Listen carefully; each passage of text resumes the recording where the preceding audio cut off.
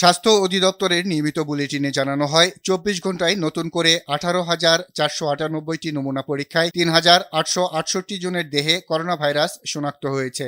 যা পরীক্ষা হয়েছে তাতে শনাক্ত হয়েছে ৩,৮৬৮টি।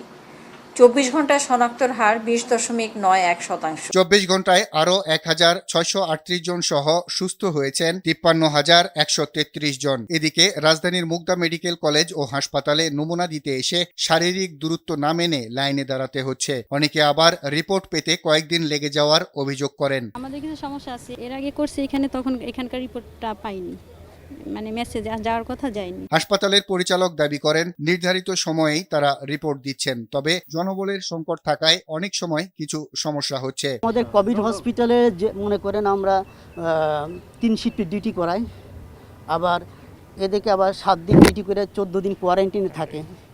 তো যে জনবল ছিল নন কোভিড হসপিটালে, ওই জনবল দিয়ে কোভিড হসপিটালের মানে সার্ভিস দিতে গেলে আমাদের জনবল আরও লাগবে। নারায়ণগঞ্জের কয়েকটি হাসপাতালে ঘুরে ভর্তি করাতে না পেরে এই রোগীকে মুগদা হাসপাতালে আনা হয়, কিন্তু অ্যাম্বুলেন্সেই অক্সিজেন লাগানো অবস্থায় মুখ দিয়ে রক্ত আসে। তারপরে পরীক্ষা নিরীক্ষা করে জানানো হয় রোগীর আগেই মৃত্যু হয়েছে।